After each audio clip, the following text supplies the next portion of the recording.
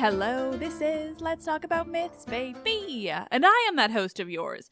She who is far too obsessed with the intricacies of ancient sources and how they make absolutely zero sense, but isn't that the fun of it all? I'm Liv. And today I am here with the second half of my episode with Dr. Maciej Paprocki, all about mythology in its broadest and most specific forms. It was just such a joy to talk all things mythology for this episode, to look at the characters through this microscopic lens, but also how they broadly interact with each other and with mortals and the ins and outs of divinity and the children of the gods and those gods and goddesses who tend to exist half forgotten despite all their incredible importance in the ancient sources. Honestly, this was just such an amazingly fun and fascinating conversation. Obviously, because it ended up over 2 hours, and I couldn't and didn't want to cut it into something shorter, hence part 2. So let's not dawdle on the introduction, let's get right back in. This does pick up immediately after we left off last week, because we certainly didn't intend for it to be so long when we first started chatting, so I just picked a random pause that kind of worked, and that is more information than you need to know, but isn't that what I'm good for?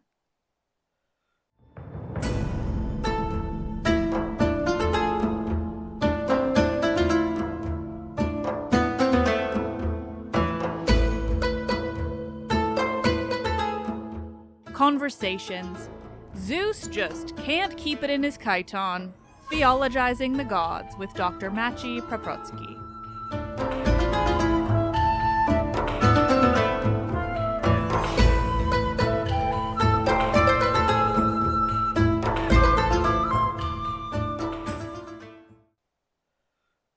Now you've made me wonder if you have any theories on one of my other favorite sort of weird, not a discrepancy, but almost.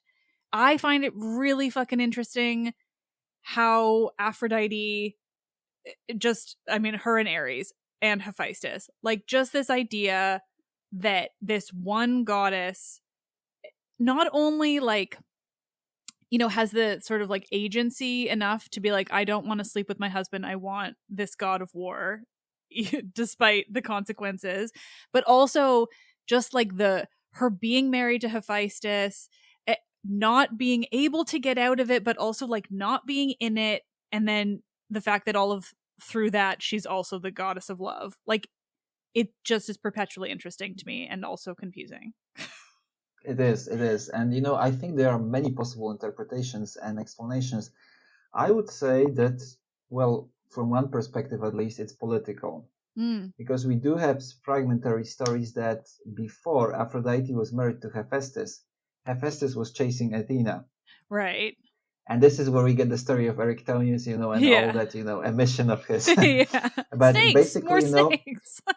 but this is actually something that connects to the coup in the Iliad. Because, the scholiasts, the commentaries on the Iliad, they give you reasons why the gods would rise against Zeus. And obviously Hera, because he was, unfaithful. And, Poseidon, because he was jealous, because he was supposed to be the top god and they were supposed to be equal. But Zeus likes to stress his preeminence.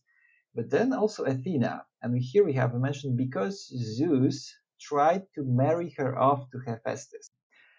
And, Hephaestus is an incredibly powerful god. And I think the only god who has the power to bind other deities on Olympus. Yeah. And you have this wonderful story when he comes with this cursed throne and Hera sits on it and nobody can do anything. Yeah. She is just, taken out of the game. And the same happens with Ares and Aphrodite when they are bound. Because, all the gods are laughing at them and saying, oh, yeah, basically this is revenge porn, okay? Yeah. Let's be clear. This is revenge porn. Yeah. And all the gods are laughing and looking at them, but Poseidon is not. And he goes to Hephaestus and he tries to reason with him. And I think this is because he's an older god and he recognizes that one god has just shackled and fettered principles of love and war. What's going to happen afterwards? Is this a precedent we really want to have? Yeah. And he tries to negotiate with Hephaestus to release them because he knows it's too much power for one god.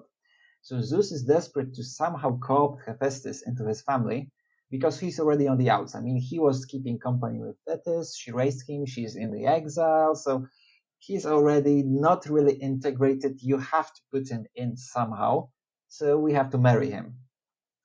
And obviously, Aphrodite is very desirable. She's currently unattached, so that would be the best solution. But before that happens, we see that we have this very weird story about Hephaestus pursuing Athena. So we know that it wasn't simple, and we know that there was a lot of bouncing and this weird indeterminate period in the middle when the matters could have gone much, much worse for the divine family. Mm-hmm. Zeus managed to avoid it, but nobody was happy afterwards. Well, Aphrodite, she found a way to sort of satisfy herself. Yeah. Anyway, but yeah. But this marriage was very much a political thing as well. Yeah, it's funny because I've always, when I've tried to break it down, seen it in a similar way, but always tied it more to Aphrodite.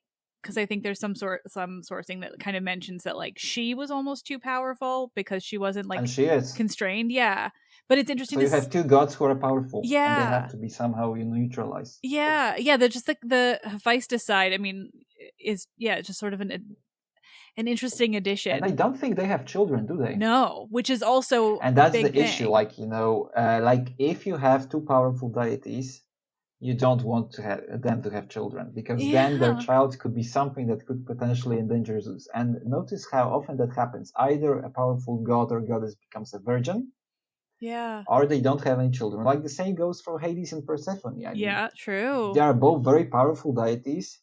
If they were to produce something, you have these fragmentary sources and the Orphic material about them having children, but they aren't, really accepted by the general mythology. Like usually it seems like they are sterile. And the same goes from Aphrodite and Hephaestus. And I think it's a rule here. Like Zeus wants to tie off all these loose ends in his genealogy. Like no more children, no more powerful descendants. Like the end of it. Yeah. But there is one thing that is still left off. Apollo. Ugh. Yeah, I don't like him either, but he is a fascinating character. Yeah, he's one that's really great to, you love to hate him, because there's so much, and also he's so unlikable. Nobody likes Apollo. Like, he was a rapist, he was a molester, he was daddy's boy. Yeah. He's awfully whiny. It's funny you say that, though, so there's only one god where I have ever had angry Hellenic polytheists yelling at me about how I talk about him, and that's Apollo. Yeah. So there are definitely people who love him, and I'm like, I don't know what you see in him, but like, whatever, I'm gonna say what I want. But yeah. But at his heart, I think Apollo is a very, very tragic character. In a way. And, there is a way or an approach where you can sort of see that he had it hard and there is the source to his frustration. And I would say this is his relationship with his father. Okay. Because, there's this big story that Apollo possibly, this is something I'm really working on right now, so I'm not certain yet, but it looks to me like Apollo was supposed to defeat Zeus and take his place. And this is a lot of extrapolation, but basically in the Theogony we see that, there's divine takeover after takeover, so Uranus, Cronus, and then Zeus. Yeah. But then Cronus curses his children. He says that they overstrained themselves. This is why they're called Titans, overstrainers, and they would reap retribution at some later point. And Zeus basically does the same. And there's always this threat hanging in the air that, one of your children can do the same. Basically, Zeus is very good, as I've said, with co-opting his children and making sure that they don't have powerful grandchildren and, all the family lines are extinguished. But he's not so very good with Apollo. Mm-hmm. Because, Apollo is this weird kind of god that, even when he is born and when we have the description of his birth in the Homeric hymn to Apollo, and we have this wonderful story of his mother Leto traveling the earth and being unable to give birth because Hera made it so that no place on earth can give birth at while she's pregnant. And every land, every island, everything refuses Leto to just alight and give her birth at this place. But Leto, alights at Delos, the island, and which is a moving island, so it's not bound by the same rules, and she starts to negotiate with this island, stating that, I would give you a lot of clout and fame if I were to bring my children to the world here. And the island, personified island, which I think is crazy cool, answers, and she says, well, okay, so you drive a hard bargain, and I know that I'm desolate and nobody likes me, But I am afraid, there is a rumor going around, a persistent rumor, that you're going to birth a child, Apollo, and he will be a rabble rouser. He will be unruly, and he will be hard to mortals and immortals alike. And I am afraid that when he is born, he will destroy me. Such is the terrible thing that you have in your womb. And well, you see that there is the poet who wrote this hymn. We don't know who that was, but he was clearly tapping into this theogonic tradition of a terrible child who is coming to put Zeus to his end. Yeah. And obviously Apollo is born and nothing happens, but the hymn itself, it's never quite sure whether Apollo is dreadful or delightful. Like, for instance, we have this scene at the very beginning of the hymn when Apollo comes to Olympus and all the gods rise up. Like, they are afraid, what's going to happen? Is he going to shoot us with his bow? And only when Leto takes away his bow and, gives him the cup and he sits at Zeus' side and everybody quiets down. Okay, not this time, not yet. Yeah. But when Apollo draws his bow in this hymn, it's using the verb titaine. Apollo is overreaching himself. He has this idea that he has the potential to be somebody who can endanger Zeus, which I think is crazy. And when you look at what happens to him afterwards, like, for instance, we already talked about this coup in the Iliad, and many scholars say that Apollo took part as well. Mm-hmm. And that would make a lot of sense because we see in the Iliad that Apollo once and Poseidon, they served at the court of King Laomedon in Troy. Like, for instance, Poseidon was building the walls and Apollo, was pasturing his flocks and all that. And you ask yourself why? Like, why would they be punished and go serve a mortal king?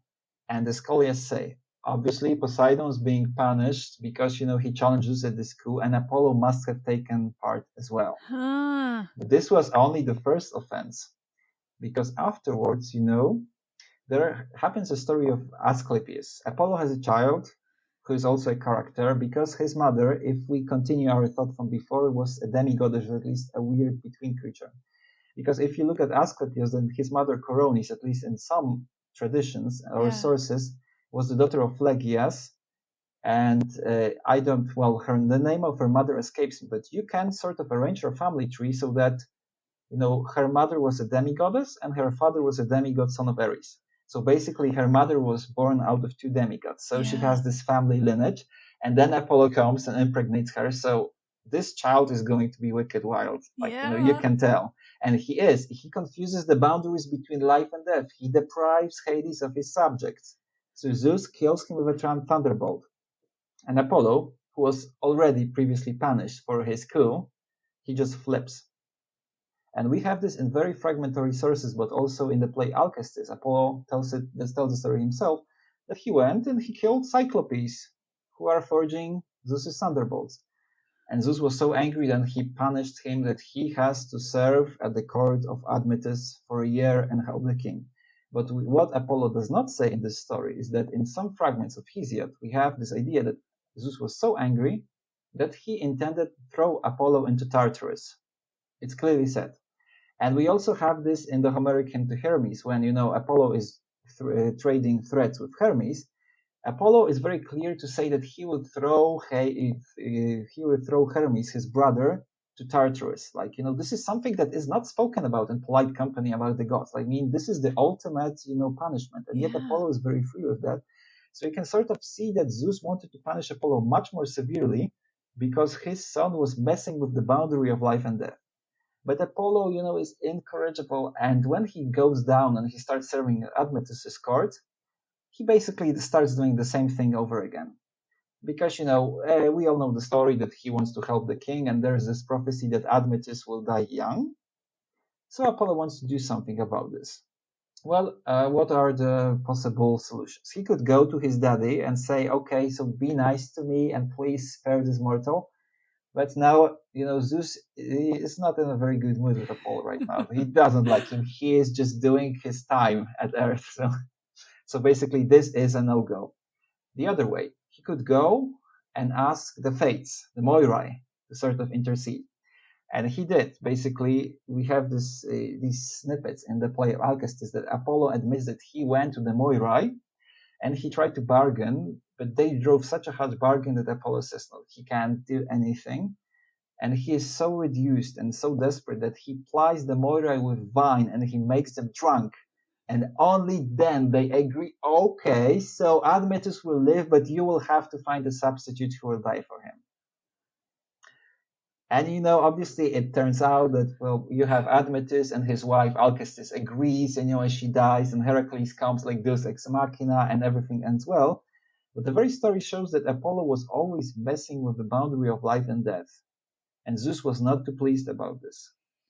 And I think this entire story finds its end in the Oresteia, especially in its last part, the Eumenides. Because, there is this whole trial when you have Athena and Apollo on one side and the Furies or the Erinyes at the other. And the Erinyes, I think, are very clever. They are very good at making Apollo flip, even though he is quite unflappable, usually. But they ask him one question. So, okay, Apollo, you say that basically, it's not very important that Orestes killed his mother because it's more important to venerate your father. But didn't your own father Zeus imprison his old man Cronus? And this is one wonderful place because Apollo just flips. He calls the Erinyes, you awful beasts, with whom no man or no god wants to have intercourse. And yes, he's talking about sex. So he is just offending them. You are awful and you are unfuckable. And, basically, when you look at the commentary to display, every classicist says, this is very weird. Like, a god should not speak this way to a god. Like, this is the only place where the god gets so angry that he compares another god to a beast. And it just goes to show that Apollo was really, really angry. And I started to think, well, why? And, there is logic to that, because basically they're telling him, oh, so you're supposed to defeat your old man Zeus as Cronus did, as Cronus was defeated. What did you do? You were punished twice. You achieved nothing. And now you have, and your own son Asclepius is still dead. And, Apollo actually alludes to Asclepius in his very next word, because he says, well, obviously, Cronus is only enchained in Tartarus, and he can be brought up still by Zeus's will. But Zeus has no way to raise the dead. Like, Zeus cannot do this. He hasn't found any miracle or charm to do that. And I think to myself, well, Apollo is right now, he's lying through his teeth because, we know story about Asclepius. Asclepius was able to raise the dead. So for Apollo to tell that Zeus is unable to raise the dead is laughable. And you can say that Apollo is at the very end of his tether. He's been backed into a corner by the Erinyes, and he's been made angry because he realized that he has just lost, technically, because they hit him where it hurts. Like, basically, the Erinyes says, so you are a failure. Your son died, you were unable to save him, all you have is hanging on Zeus's word, and Zeus, if he wants, he can throw you into Tartarus. He did not, but you are still on his sufferance. So it just goes to show, like, their relationship is so fraught, and there is this percolating idea that Apollo should have attacked Zeus, he could have destroyed him, but he failed, and he is an eternal failure, and he still depends on his father. That makes so much sense when it comes to his personality. Like, he's just so insufferable. And I like him so much more if I think that he's, like, got a reason for being so insufferable. And I feel like he's kind of, like, he's often, I want to say this and then I can't think of exact examples, but it feels to me like he's often, like, sucking up to Zeus. Because he always kind of feels like the favorite. But if you think of him as more, like, overcompensating than like sincerely wanting to be his father's favorite, like, that's so much more interesting. Yes, because if you consider his position, that basically it's very difficult for him. Because one thing you can say about Apollo is that he seems to have genuinely loved Asclepius. Mm-hmm. He just tried to rearrange the cosmos and attack Zeus because Asclepius was killed. So I see that this was very difficult for him, and to have this pointed out so brutally by the Erinyes that he failed to do so, it must have been incredibly difficult for him. And it sort of explains his own story and his own, I think, trajectory in the Greek mythology, that this is a god who never achieved what he was supposed to do. Yeah. I think basically in Zeus's cosmos, if you want to have stability, you have to nip potential. And it's visible, I think, in many deities that they have been harmed and limited in some way. But in Apollo, I think it goes extremely clear that there was so much that could have happened. And it did happen because, twice he attacked Zeus and twice he tried to depose him. At least this is what the sources say. But at the same time, he failed. So it isn't a very easy way for him to deal with these emotions. And you kind of sort of see this still, this burning anger within him that tries to escape from time to time, even though he is portrayed, as you said, as this god of reason, this cool intellect. Yeah. He is not. Yeah. I mean, he also has such famous stories of him, like just the way you described him loving Asclepius. Like, obviously this is different because Asclepius he loves as a son, but there are a lot of times where he tries to love, typically men, and it goes really poorly. And like Admetus was reportedly also his lover. Right, true, yeah. So Admetus and then, Hyacinthus and Cyparissus, like these ideas that he does seem to legitimately love sometimes, and then they always die tragically. And it gives, I don't want to feel sympathetic towards Apollo, so I'm gonna hold myself back from that. But it is really interesting to see him more as somebody who keeps trying and keeps failing, seemingly for stuff that isn't totally his fault. Yeah, but it's simple, hurt people, right? Yeah. Yeah. Oh, yeah.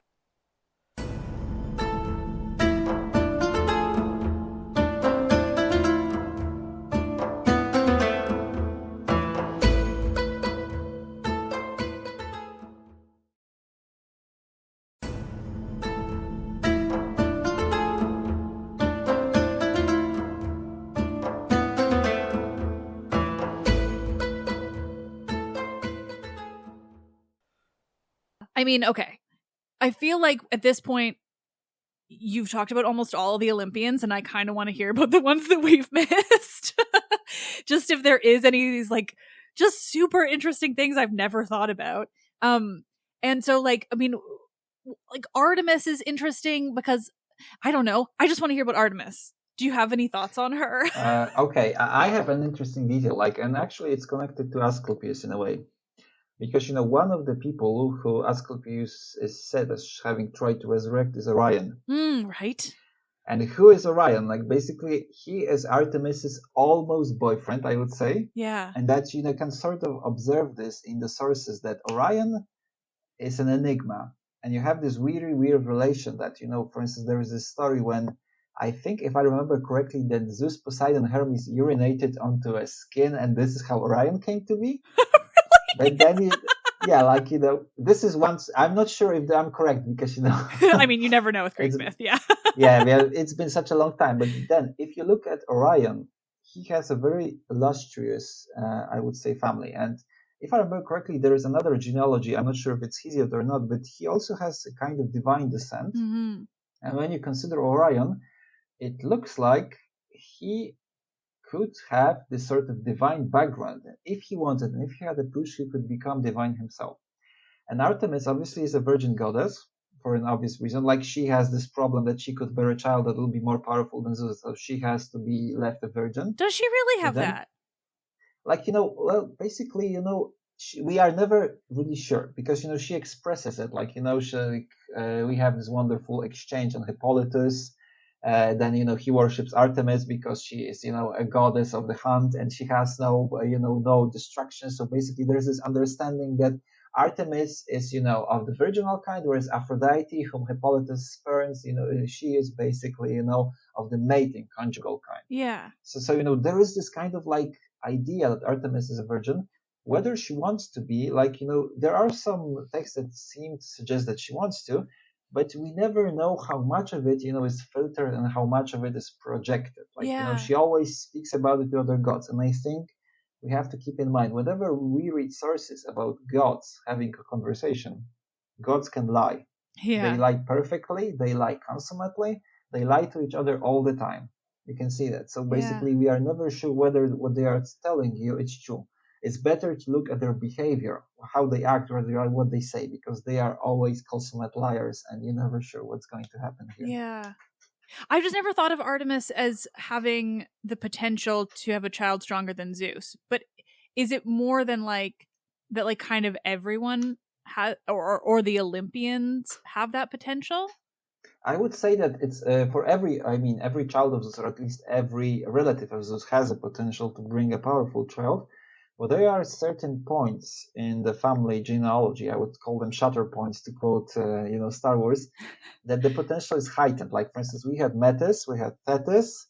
Like, Athena is also a very dangerous point because she's said to be as good as Zeus as well. I think Apollo is another possible angle. Yeah. And, you could say the same for Aphrodite and Hephaestus, who are also very powerful gods out of their own right. Basically, the only one who I think is kind of left alone is Ares, because everybody thinks that Ares is just a colossal disappointment. Yeah, he's so funny. I meant to mention that earlier because, like, this idea that you're mentioning, like, putting Aphrodite and Hephaestus together when they don't want to be, so they don't have children, all these different things, but then it's like Ares just kind of is there. Like, it's like he just doesn't matter. It's so interesting. And this is Hera's problem. Like, Hera is so jealous. Yeah. And this is the beef between Hera and Leto. Like, Leto has wonderful children. She has Apollo and Artemis, who are beautiful. And Hera brought Ares. She brought Phoebe, who is what? A glorified waitress at Olympus. And then she has the goddess of childbirth, who is so easily bribed that she can get, a necklace, and then she does everybody's bidding. So basically, as children go, Hera has drawn a very bad hand. Yeah. Okay. I brought us off topic. Orion. Because Orion's really interesting, like, because I feel like most of the sourcing on him is super fragmentary, but the very concept of him is super famous. And so, like, I don't know nearly enough, because I think every time I've gone to do like an episode on him, it's just so fragmentary that it's really hard to like tell a full story. And there's so many like really differing versions. Like, isn't there one where he's also a giant of some kind? It is. And I think that, one feature of Orion that is very definitive about him is that he is a hunter. Mm-hmm. But he is an overly proud hunter, and he has this ambition to destroy and to hunt everything. So it's sort of, he is a character in the vein of all these earlier creatures, which happened as the earth was just being fashioned, is that you sometimes get a character who is so powerful and so proudful that he wants to just turn the entire cosmos upside down. Typhon comes to your mind, for instance. And he's also this kind of person who feels that he is more powerful than the gods. It's very clear with him. But he also has this unclear tie with Artemis. It's either hate or love or friendship. But I would say that it also has a very negative potential. There is a possibility of something really bad going on here. Because, you never know what's going to happen. And basically, if Artemis were to marry Orion, theoretically speaking, that I don't think that would be a marriage that would be seen well on Olympus at all. Like, basically, he has this indeterminate status, but he is definitely not a god, or at least technically, because we know that this definition is difficult. Yeah. That's interesting. because Artemis is so, I mean, she's a virgin goddess, obviously, but there's also so much to be said about her relationship with women. But yeah, Orion is like the one man who ever gets close to her in that way. Yeah. All the other have been transformed or killed or cursed. Yeah. Oh, they're all so interesting. Okay. I just want to hear everything. And I'm just trying to like guide thoughts at this point. But I mean, we talked about Ares being so silly. I think that's so interesting because like Athena is obviously enormously important. But she has these explicit ties to Zeus. And like you were saying earlier, like he tries to like erase the fact that she had this mother who obviously contributes an enormous amount to what she is. She's literally the goddess of wisdom. Metis is cunning. Yeah, like it's everything. But at the same time, like she's so interesting to me because like by and large the women have really they're often very powerful, but they're also often held back in really distinct and obvious ways. Like, the way Aphrodite is constrained by so many different functions to ensure that she, her power does not, overtake whatever level of power Zeus has, because it obviously could if she were, able. Oh yeah. And whereas Athena, like she's constrained in the way that, she doesn't have children, but at the same time, like it I don't know. Hers is so interesting, I guess. And it's so interesting to me that she is this goddess of war and that Ares is this god of war. And they have such distinct, parts of which parts of war they are the gods of. But the fact that Athena is like this super powerful, like, really has a hand in kind of everything. And then Ares is just kind of like there has always been really interesting to me. And I wonder, thoughts on that, I guess. So I think that were we to juxtapose Athena and Ares, I would start from the notion that, the divine power, at least in Greece, is much more complicated than we usually assume, because obviously, the Greeks did not say that this is the god of this or that. I mean, this is very simplistic to us. Because for instance, let's consider Poseidon. I mean, he's also the god of earthquakes and horses, not only of the sea. So basically, I like French structuralists because they try to find a common ground. So what is that connects all these things? And about Athena, they said that she is not so much war itself, or intelligence itself, or, the weaving or handicrafts or whatever. She is the skillful stratagem, lie, and cunning. And this is how, she encroaches upon the territory of war, because she is the strategy side. But this is, I wouldn't say, the expression of her innermost being. I would just say that this is something that comes naturally because this is an extension of her social function. But, the source is somewhere else. And when it comes to Ares, I would say that he represents the terror of war, this dirty, brutal aspect. And in this aspect, he is closer to all these deities that are born of Nyx, the dreadful Ares, Thanatos, and all that, all this dark brood of these personifications who are just wonderfully sketched in Hesiod, like, the lies, the slaughters, and all that. Ares should belong there. Yeah. He doesn't. But it looks like Zeus wants to have his finger in every divine pie. So every child of Zeus tries to sort of, fit into this idea that the children of Zeus encompass the world and the entirety of the human existence. Zeus has his child in every department, so to say.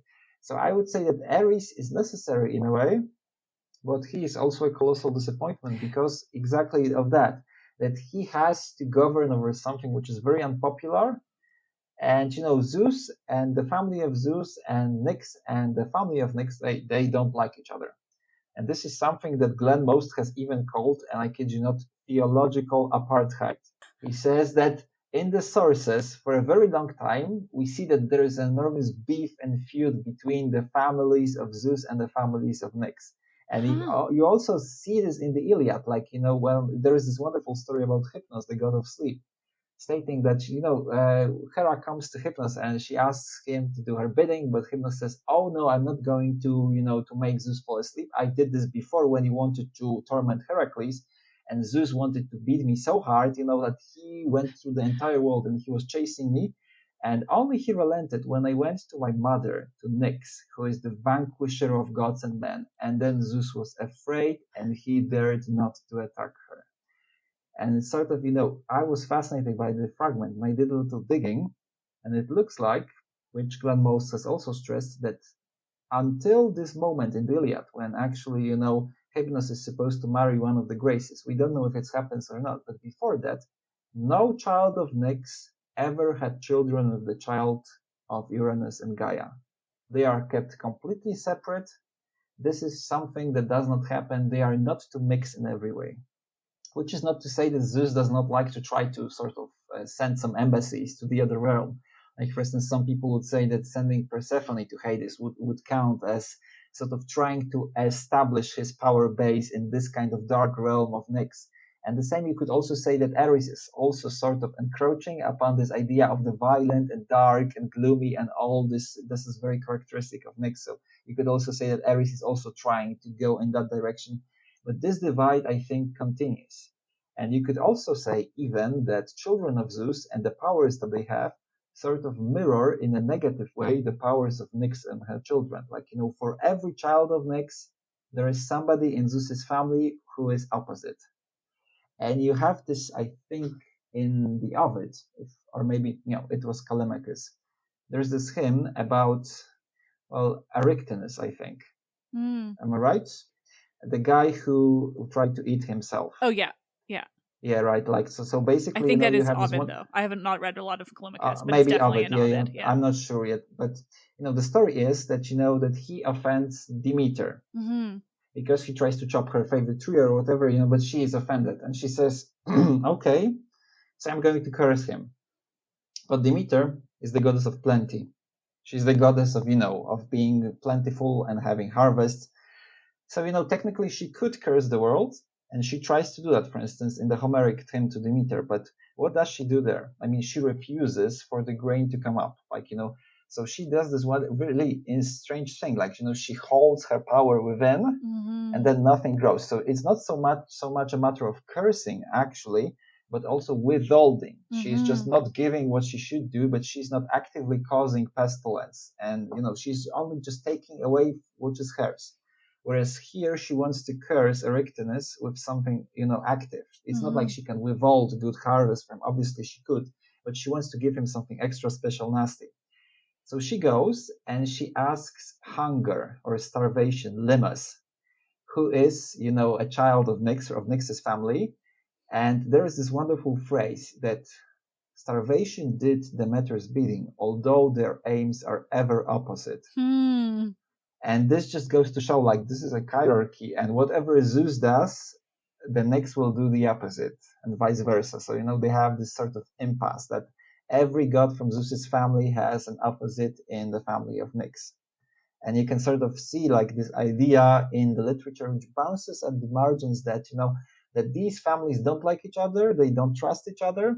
And you can also see this in Alcestis, in this play I've already mentioned, that, Apollo, when he comes upon Thanatos, they just quarrel, they are terrible to each other, and you can see that Thanatos is just full of anger and full of hate towards Apollo. And he says that this is something you upper gods do all the time. You encroach upon ancient laws, you destroy, you take away our privileges, and we are the children of the night, and we will have our due. We are important gods too, and don't you forget about that. So you can sort of see this, this juxtaposition of these two families at all time. Yeah, that's really fucking interesting. I've never thought this much about Nyx because, like, I mean, she's interesting, but it's so conceptual. It's so much about what her and her children represent more than it ever is about, like, stories. Like, the Erichthonius one is one of those ones, like, I mean, it's one of the very few, I think, where we have such great detail about calling on one of these personification deities to just, like, do their job. And it's so Ovid, And this is wise, because the people really thought that you should not call upon children of Nyx. Yeah. It's not wise. Yeah. But, Nyx appears in one very weird concept in that, and it links back to Helios. Like, because, the Greeks imagined the skies were a charioteer track. And first went Eos, the goddess of the dawn, then Helios, the god of the sun. And after the day was done, the Nyx would then go on her chariot and then just make the nightfall. And you have this wonderful passage in the Odyssey when Helios learns that his cattle has been slaughtered by Odysseus and his men. And he's so angry, he goes to Zeus and he says, "If you don't punish Odysseus, I will go to Hades and I will shine amongst the dead." And then you think, why is this blackmail? Yeah. And then you realize, but wherever Helios goes, Nyx cannot be. Yeah. So she will go up. Yeah. And we know that Zeus does not like Nyx. So, it was like for him, your most hated person will come and live with you forever, because I will be downstairs and she will be upstairs with you. Yeah. There's just so much more to all of these stories than, like, it's just, I'm having trouble getting over it. It's just fucking interesting as all hell. Fact that means that Nyx would come, and that's what's so terrifying. That's just so interesting. Yeah, but remember, their aims are ever opposite. Yeah. Yeah. Now I'm going to think about that all the time.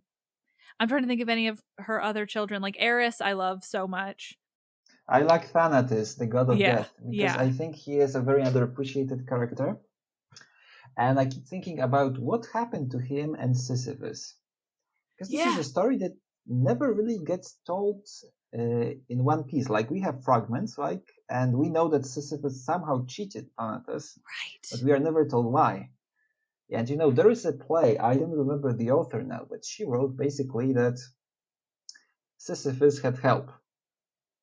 Because she describes the scene as, Thanatos coming to the palace and trying to take Sisyphus away, and Sisyphus, of course, plays for time, and then he says, oh, obviously your chains of death, your fetters, they obviously don't work.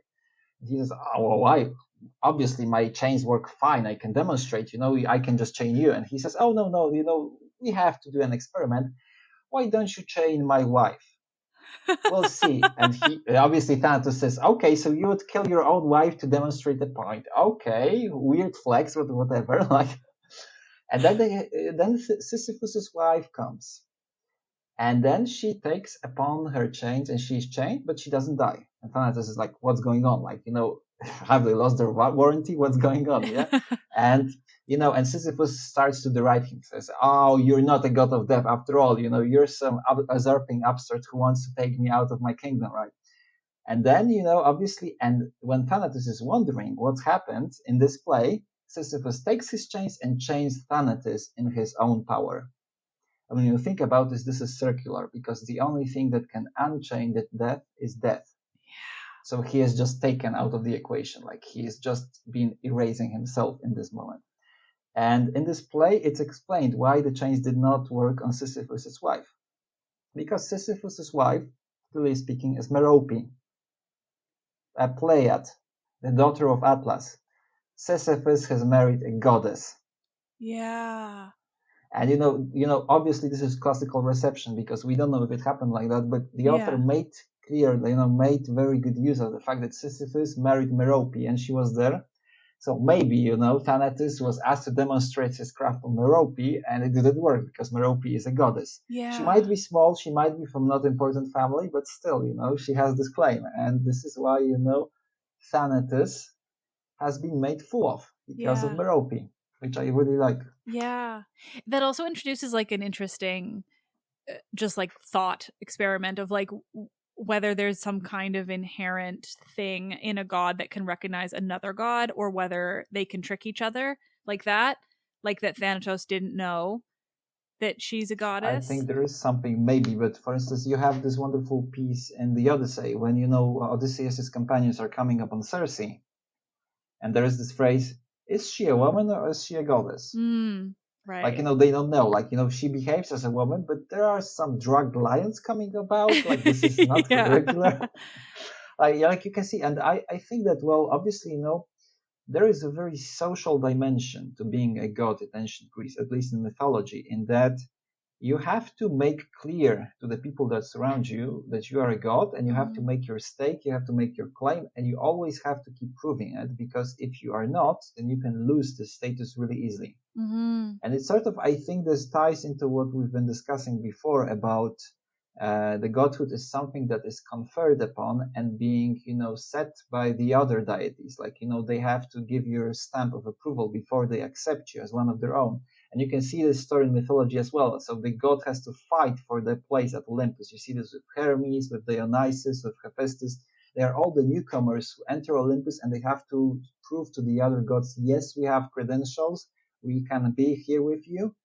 And, maybe this is the opposite way. So maybe what would happen if a god leaves the divine community and starts living among humans? So maybe the boundaries would get blurred. If you are married off to a mortal like Merope was, then basically, what kind of life do you have? You wait until your husband dies, and then what? What happens when you make an immortal an immortal? There is this logistics that the mythology doesn't really speak about, but it's still there. Yeah. And you have to wonder. And that's interesting because the mythology does have instances of the opposite. When Eos wants to marry, is Tithonus, I think, right? And Oh, Eos had lots of mortal lovers. Oh, for sure. But the one... This is part of Aphrodite's curse. Yeah.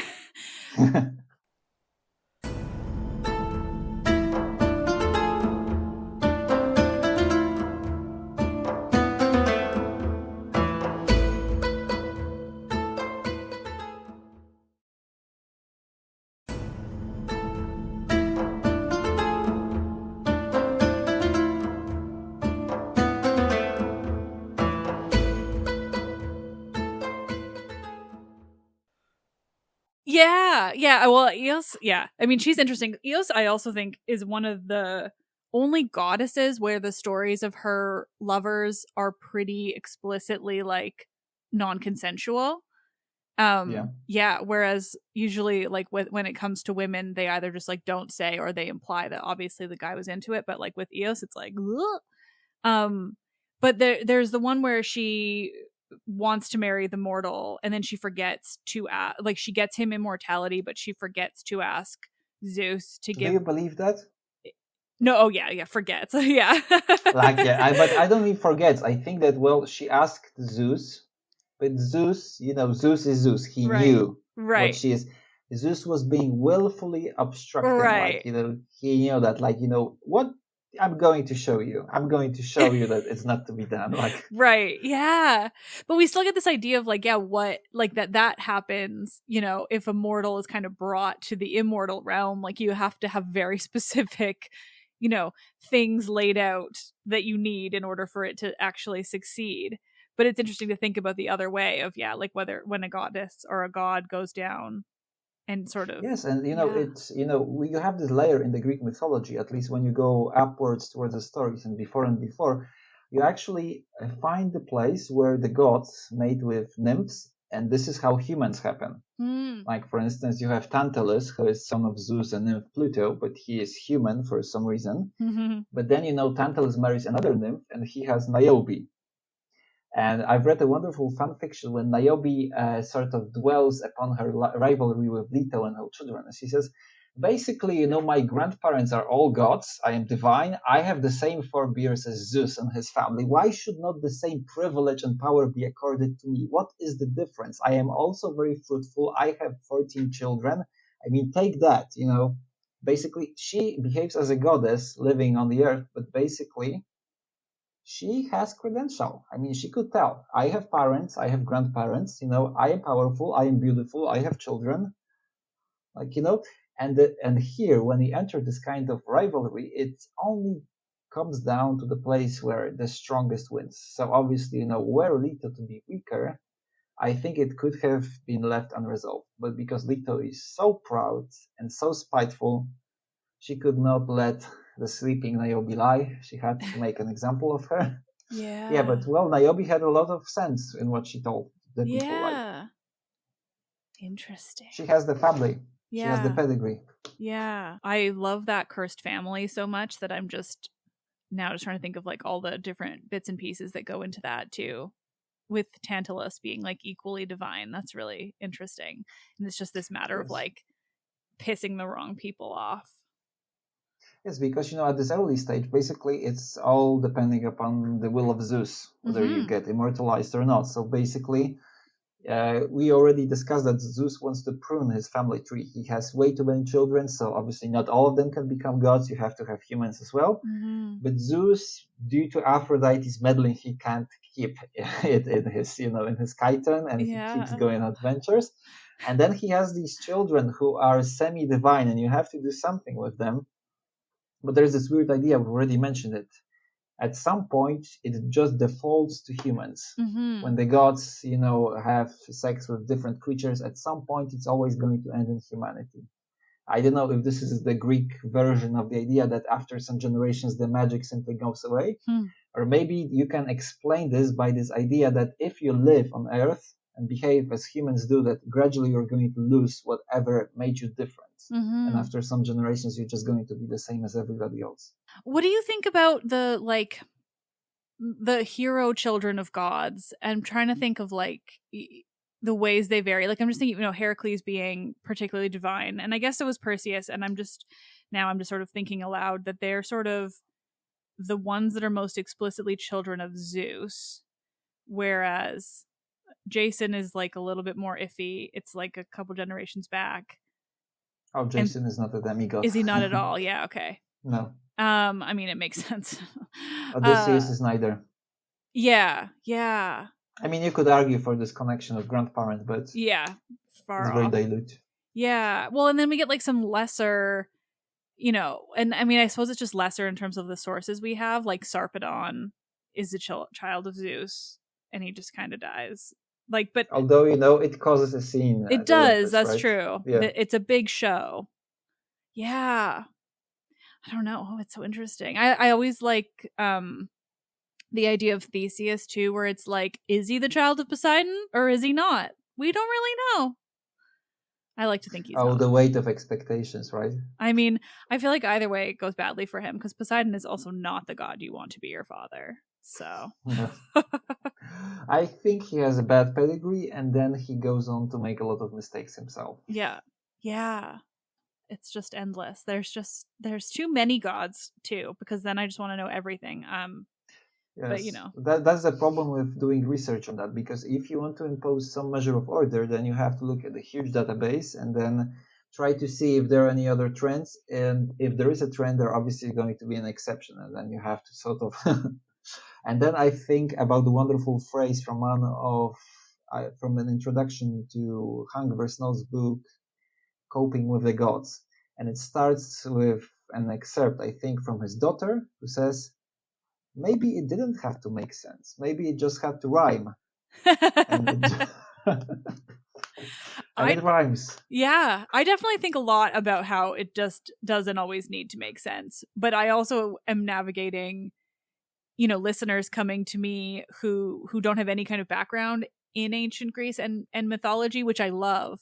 But it's so difficult when you don't have the kind of grounding in the sourcing, because so often you're coming to these stories via whatever random book you picked up at the store that says Greek myths.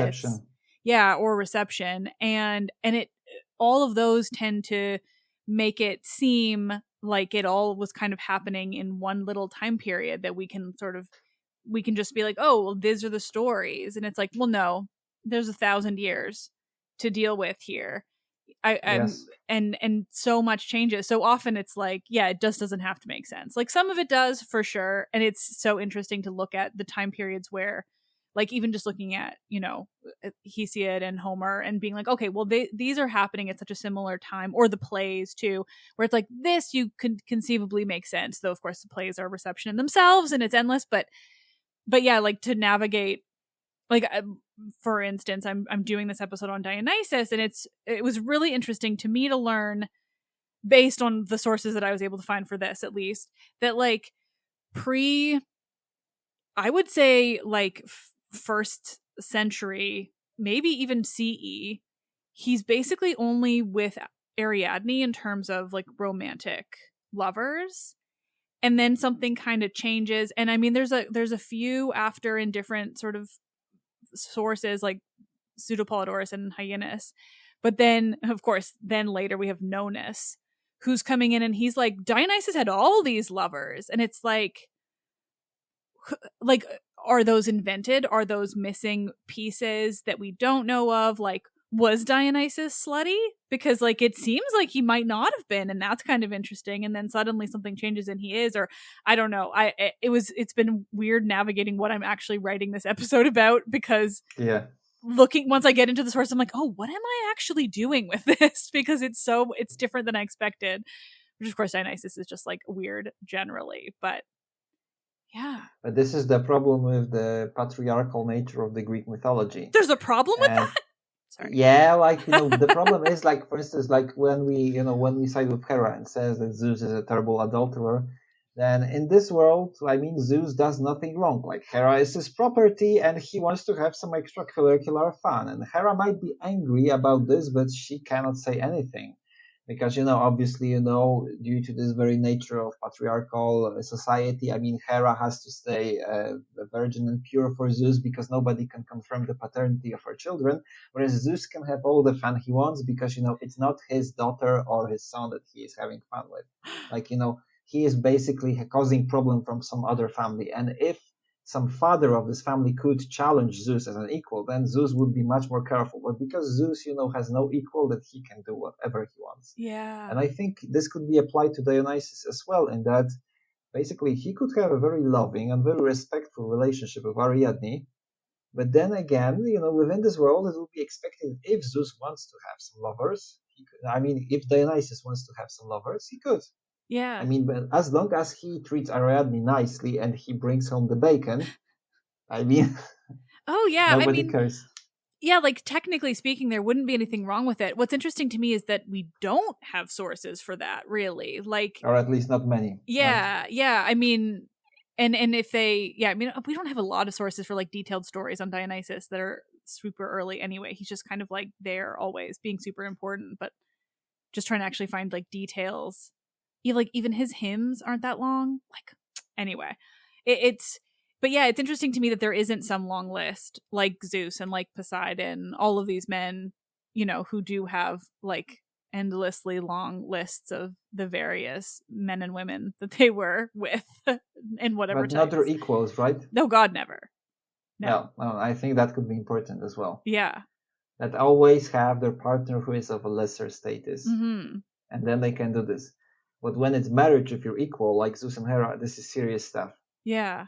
Like, it's political, it has a very significant meaning, and it means something in the grand scheme of things. Yeah. And maybe this could be extended to Dionysus as well, that basically he was a loose end as well in Zeus's great family tree. So to write him as having, lovers, male or female, would be kind of dangerous as well, because he was not supposed to have children. Because if you have this genealogical account that you have to end at some point, otherwise you're going to go until the very current moment. And what happens then? This has been so much fun. Please feel free to come back on the show anytime. I'd love to. Oh I my enjoy God. myself tremendously. I would love to have you. It's really, I hadn't quite realized how rare it is that I get to talk about mythology so specifically now, because I have so many guests on that come talk about whatever random, like theatrical or historical or whatever. But I'm like, oh, right. I really love when somebody can come tell me all these mythological things that I don't know. It's so cool. And I likewise, I really love to speak about mythology and to talk mythology with somebody, because I think this is a vice and a problem in classical studies, that people don't really study mythology per se. I mean, they do, but they do it in a kind of systematic way, or for instance, as a literary genre, which is fine, of course. Yeah. But they don't like asking this kind of questions that we like to ask, like, how does it work? What's the technicality? What's the relationship? Like, these are the questions that are very difficult. They are often unclear, and they take you into places where your entire knowledge about the Greek mythology gets challenged. Like, for instance, these issues of immortality and technicalities about demigods, like, it doesn't make sense. And even if it makes sense, you are very liable to get lost. Yeah. And I think, I always so happy when I meet somebody like you, because then you can see that, these are important issues. And if nobody asked these kinds of questions, then basically we would have no creative endeavor in classical reception. Yeah. But I think that these kinds of questions are more often asked by the people who try to rewrite Greek mythology, because they have to give Greek gods motivations, powers, limitations, as we've mentioned. And then they start asking questions like, are they vulnerable or not? How does a divine family look like? How does a divine society look like? So, how the gods spend their days on Olympus. And, this is what makes a lot of sense to a writer who wants to recreate this world. For instance, in Disney's Hercules or whatever, they had to answer these questions as well.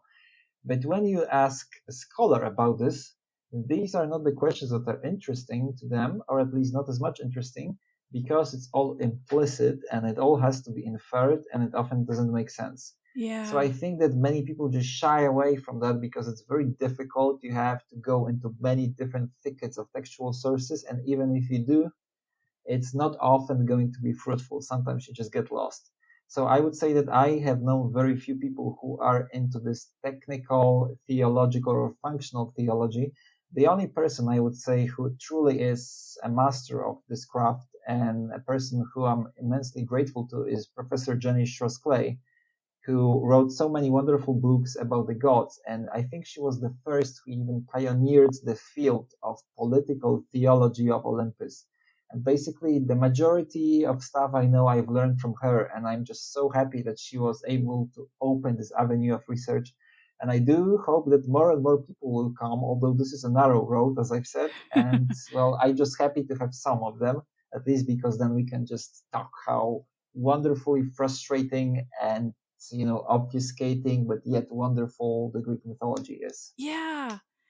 I mean, it's just my favorite part are these enormous question marks, but that we can theorize about. Like, even just hearing you like say that little that little extra bit there, like, or I shouldn't say it was little, but just like the reason you're studying it and all these different things, like, so my other sort of obsessive character is Aeneas, but Greek Aeneas, because I think he's so interesting as like a divine character who then kind of like drops off the map completely, which of course the Romans were like, well, we'll just put him on our map instead. We take him. Yeah, I mean, they saw something that I think is not talked about enough, frankly, but just the like potential that the character of Aeneas had in the Greek sources.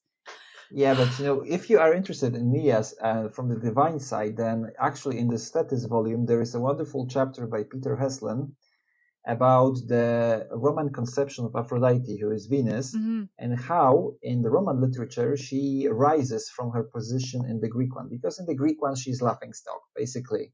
She is limited in every which way, whereas Venus in Roman literature, she becomes the progenitrix of the Roman people, and she becomes so much more important. And Peter Heslin traces how how her fortunes are on the rise here. And obviously he compares her to Thetis, like who has a very opposite trajectory, because Thetis, as the Greek literature ends, so her trajectory falls. Yeah. Her power is diminished. Achilles is dead, and she has no power left. Whereas Venus is on the rise, and he juxtaposes Venus and Thetis, and shows that as one goddess falls, another goddess rises. And here is the beginning of the Roman literature, and here is why Venus ascends to such meteoric heights. Yeah. Okay. Interesting. As if I didn't already write down Thetis book with a bunch of exclamation marks, because literally I had this exact same moment when I had David on the show, which I think had to have been like over a year ago now. But she is so interesting, and she's one of those ones that does kind of get almost forgotten because it's just like more about Achilles. But really, she is just so interesting and also mysterious. And she has a lot of story afterwards. I mean, in the classical reception, we weren't able to investigate everything, but for instance, our friend Tina, she wrote a chapter about Thetis in the medieval literature, like in the medieval recounting of Troy. And I kid you not, there are traditions which say that Achilles was black because his mother was a different kind of a being, which is, obviously very racist, but it also sort of shows this way of thinking they had, that, that Thetis was a different kind of being. And I think that in the medieval literature, we first get this idea that Thetis was a kind of a witch. Like she had some kind of supernatural power, which obviously fits very well with the descriptions of her just doing these experiments with potions and cauldrons and all that. Yeah. So that ties very well. And my final chapter in this volume actually compares Thetis to two modern sea witches in the literature, who are Ursula from Little Mermaid and Tia Dalma from Pirates of the Caribbean, who is the Greek goddess Calypso hidden in a mortal body. And I say that they have so many similarities in their fates, and I wouldn't say that the story of Thetis inspired these stories, but I would say that this is a very good template, and it survives in the modern culture, and people keep reusing it because it's such a captivating story of a powerful female who gets downtrodden by a male character, and she still tries to rise, and sometimes she finds a way to get her revenge. Sometimes she doesn't, but we see this motherful and yet very dark character still rising periodically from the depths of the human imagination. And she happens again and again and again in the modern culture, which I think is great. Yeah. Oh, I'm kind of obsessed with her now, which is exactly the same thing that happened last time I had anyone tell me about her, because she's just so damn interesting. Yeah. And there's still more to learn. Yes. I mean, I even just am thinking about like how, because obviously everything in my brain goes back to the women characters in myth, and like the way she functions in the, not only is it so explicit, like you were saying, earlier, talking about her, that she does not want to be with Peleus, like that it is a rape, 100%. Like in the Iliad, she says, "I was very much unwilling." Yeah, and that's so rare. That's so rare that a woman is given that kind of explicit agency in an ancient Greek text. Like honestly, and I always will start shit when I say this, but like one of the only other examples I can think of is the Homeric hymn to Demeter, where it's like Persephone does not want to be there. And it's just so rare, but to have that be Thetis, and then also to have her like still continually have all these examples of her like having such power and being willing to like connive and do favors and like gain, she's just like knows how to work this system in a way. She plays the game. Yeah, like in a way that's super unique amongst the divinities generally, but especially women, to be like, yeah, yes. I know how to get what I want. Yes, but we've told, like, basically she can go against 3 Olympians on her own, and she doesn't even break a sweat. So basically she is so powerful. I mean, yeah, but just the way she uses that too, like I'm going to go against these Olympians, but it's explicitly so that I can, do something for Zeus that will really benefit me in the future. Yeah. Like you can see why she is a character, like, because, well, many people say only read the Iliad and they say, well, Thetis is this crying character. Yeah. But then when you look closer, you see that Thetis is dark, she's powerful, and she gets what she wants. Yes. Yeah, she's so much more interesting beyond the Iliad. Yeah. Oh my gosh. Clearly I could keep going forever. But I will let you go. But for real, like, I mean, any other topic that you want to come on the show and talk more about, please do. You're going on my list of like absolutely to have back. Oh my god, good, great. Could do this endlessly. But do you want to tell my listeners like anything, anywhere you might want them to follow you, or anywhere they could read more, or really just anything you want to share? I do have a Twitter profile, but I think Twitter is going to hell right now. So yeah, that's kind of what all my guests are saying at this part of the episodes these days. Yeah, like, I'm trying to break into Blue Sky, but it's not, it's still very inchoate at this point. But yeah, basically, I do a lot of stuff with classical reception these times. Like, I've been breaking into computer games. Maybe I didn't mention that, but I was actually a mythological consultant for a video game called Apotheon in 2015. Cool. And this was a game which looks like a Greek vase, which many people say this is what brought them to it, because it looks like a black figure Greek vase, and you play as one of the characters on the vase. And the story is that you are a human who is being tasked by Hera to go against Zeus and steal the powers of the Greek gods for himself, because the Greek gods have left the earth at the end of the Iron Age, and there is no god on the earth, and there are plagues aplenty, and everything just goes to shit. So you have to go to Olympus and take these divine powers for yourself, so you can grow grain, so you can have the sun, and so you can command the waters. And the story of Apotheon is this mad romp throughout the Olympus, throughout the sea, throughout Hades, as all you go and interact with different gods and goddesses and ask them of their views on the situation, and sort of at the very end you attack Zeus and you take his thunderbolt for yourself and you become the final god standing. That's very fun. I'm going to immediately go look for this game. I notoriously only have played Assassin's Creed Odyssey, and I just keep playing it all the time. So I do need to branch out. Have you played Stray Gods yet? No, I've literally only played Odyssey. Like I grew up on N64, and then I just never played another game like console until I was finally convinced to buy a PlayStation explicitly for Odyssey. And now every time I try to play something else, I'm like, but I know how to play Odyssey and I'm good at it, and learning something new is really difficult. Still, if you are, new to that, I would recommend you play Stray Gods, because this is a detective musical when you play the character of Calliope. Okay.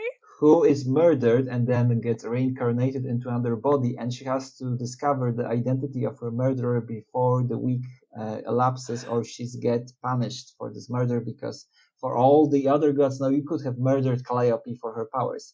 And the way you go around and ask people questions is that you use the godly powers of the muse to make people sing their heart out to you. And you have Apollo and Persephone and Athena there, and they all sing to you, and it's a musical. Oh my God. And it's basically a visual novel, because you only pick dialogues. You don't, you don't do anything strenuous. You don't have any specific actions. It's much more of a visual novel, but it's just so good. And, the music is on point. The characters are on point. And, which is most important for me, it's really, really close to Greek mythology. Ooh. It's clear that the writer did his job, and he knows a lot about Hades. He knows a lot about how the Greek gods work and how their powers work. And the Erinyes also make an appearance. Well, that's always so good. I'll highly recommend it. Yeah, that's wonderful.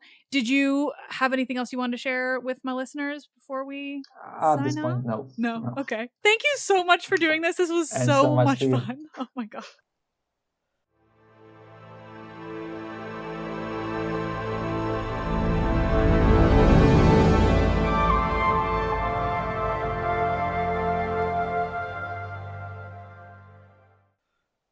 As always, thank you all so much for listening. It's so much fun. Oh my God. I love all the conversation episodes.